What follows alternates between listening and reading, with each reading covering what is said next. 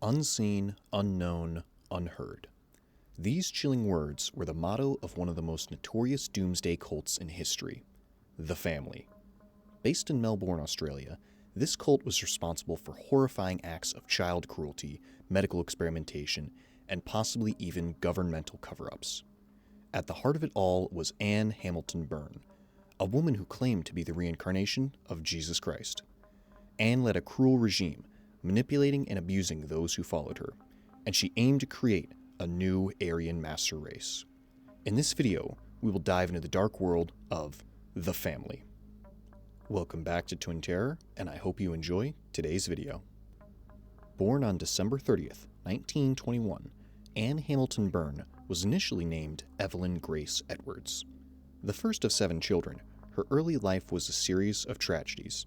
Her mother, Florence Louise, suffered from paranoid schizophrenia, spending much of Anne's childhood in psychiatric hospitals. Her father, Ralph Vernon Edwards, a World War I veteran, was absent for long periods of time, likely struggling with what was now we recognize as post-traumatic stress disorder. Unfortunately for Anne, this meant she spent much of her childhood in the Melbourne orphanage system. However, things seemed to improve when, at 20 years old, Anne married Lionel Whale Harris and had a child named Judy. Sadly, her happiness was short-lived. Anne experienced multiple miscarriages, and her husband tragically died in a car crash in January of 1955. To cope with her pain, Anne turned to yoga, a new and mystical practice in Australia during the 1950s. She began attending classes led by Margaret Segisman, one of the first European teachers in all of Australia. However, Anne's behavior soon became problematic.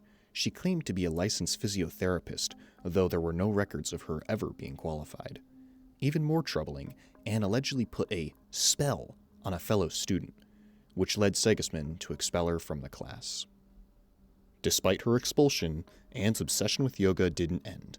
In the 1960s, she opened her own yoga studio at the Railway Institute Hall in Geelong, attracting middle-class women from Melbourne. Anne quickly became a charismatic and engaging teacher, and her students, who were deeply devoted to her, started to follow her without question. The book, The Family, The Shocking True Story of the Notorious Cult, by Chris Johnston and Rosie Jones notes, Anne was apparently a wonderful teacher, and these women became her first devotees.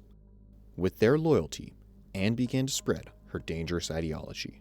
She encouraged these women to leave their husbands and families in order to follow her on a spiritual journey, convincing them that doing so would lead to enlightenment. It was around this time that Anne officially founded the Family, initially known as the Great White Brotherhood. She proclaimed herself the literal reincarnation of Jesus Christ, and she claimed to be acting on direct orders from God. In 1964, Anne purchased a large plot of land in the Dandenong Ranges, just outside Melbourne, with the help of Dr. Raynor Johnson, a prominent physicist who had become one of Anne's earliest converts. Dr. Johnson's belief in Anne's powers added an air of credibility to her growing cult. She claimed to have psychic abilities, and her miracles seemed to prove this in the eyes of her followers. Anne's influence continued to grow in the 1960s and 70s as mysticism became a popular trend. She used her newfound status to attract wealthy elites from Melbourne's upper class. Anne would often greet them with a warm, "I've been waiting for you," a carefully crafted line to make newcomers feel welcomed and trusted. As she built a network of loyal followers, Anne's influence became so great that people willingly handed over significant donations to her cause, often giving her at least 10% of their income. Anne lived an extravagant lifestyle, owning multiple properties around the world, including in Hawaii, New York, and Britain. She spent large sums of money on plastic surgery, trying to maintain a youthful appearance, often dyeing her hair a blonde color, something that would eventually become a signature look among cult members. But Anne's obsession didn't end with wealth and appearance. She began collecting children, often through unethical means. At this time, Australia had limited adoption laws, making it relatively easy for Anne to convince multiple unwed mothers and poor families to give up their children. Through her vast network of lawyers, social workers, and other followers, Anne was able to manipulate her way into acquiring 28 children, whom she claimed were her own biological children. Once the children arrived at the family compound in the Dandenong Ranges, Anne had their hair forcibly dyed blonde and raised in a completely controlled environment. These children were told they were part of a master race, chosen by God to lead the world after it had ended. Anne's mantra was clear: obedience was paramount. Anne was too busy living her luxurious life to care for the children herself, so she entrusted the responsibility to a group of female followers, known as aunties. The children lived in a terrifyingly oppressive environment. They were not allowed to escape, and they were often physically punished for the smallest offenses. Anne herself would sometimes call the aunties and order them to beat the children, enjoying the sound of their cries over the phone. One former member, Leon Crease, who lived in the cult from birth to age 16, recalled, "They were mean. They starved us. They beat us." Beatings, starvation, and cruel punishments were regular occurrences in the compound. Anne ruled with an iron fist. She made it clear that any disobedience would be met with swift retribution. If a child or follower dared to leave, they were taught that Anne possessed psychic powers and could kill them for their defiance.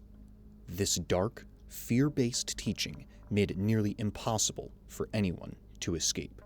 The cult's motto was unseen, unknown, unheard, and for good reason. Anne's followers, including the children, were kept isolated from the outside world. Anne also manipulated her followers with bizarre beliefs. She told them that their cats were actually reincarnated souls of people who had died. Should any follower disobey Anne, they risked being reincarnated as a cat in their next life. In one particularly disturbing practice, Anne would force her followers to hold funerals for these cats when they died, and then she would have the decomposing bodies placed in children's bedrooms as a form of sick punishment. Anne also used LSD and magic mushrooms as tools to manipulate and control her followers. These hallucinogenic substances, which were often administered during so-called clearings, were meant to force followers into a state of altered consciousness. During these sessions, Anne would appear in a flowing white gown, using dry ice to create an eerie atmosphere. She would then convince her followers of her divine status. These clearings weren't just spiritual sessions. They were used as a means to exploit her followers and ensure they fully believed in Anne's supposed powers. Even worse, Anne used her LSD experiments on vulnerable patients at a psychiatric hospital called New Haven Private Hospital, where she claimed she was conducting mind control experiments. She convinced many that the LSD treatment was part of a psychiatric procedure. These experiments were allegedly so disturbing that the CIA and Canadian government took notice, suspecting Anne's activities were linked to covert mind control projects like MK Ultra. Anne's reign of terror would eventually unravel. In the early 1980s, a key figure from Anne's past, George Ellis, formerly Hans Kalm, suspected that his daughter, Kim Halm, had gone missing due to Anne's influence. A private investigator, Barbara Palmer, began looking into this case, and soon, disturbing photos were discovered, showing children dressed in identical clothes with blonde hair. This led to a police raid in 1981, but the children were found living under controlled conditions and were not immediately freed.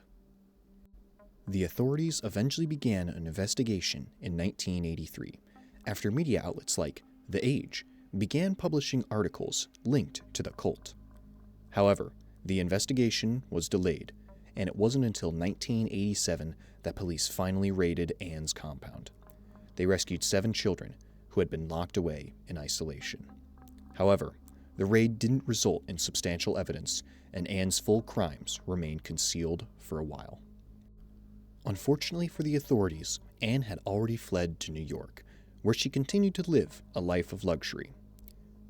However, just as Anne thought she was safe, Authorities arrested her under Operation Forest in 1993. Anne was charged with falsifying birth records and was fined a small sum. Remarkably, Anne never served significant jail time for her horrific actions. Anne continued to claim her innocence until her death. She was admitted to Melbourne Nursing Home in 2010 for dementia and died in 2019 without facing justice for the full scope of her crimes. The story of Anne Hamilton-Byrne and the family is a chilling reminder of the destructive power of cults and the lengths to which leaders will go to control others. The pain and suffering inflicted on children and followers is unimaginable, and the impact of her actions is still felt by many to this day. If you liked that video, please consider leaving a like and a thumbs up, and if you have any suggestions for future videos or ways that we can improve, please leave them in the comments below. With that, thank you for listening, and I hope to see you in the next video.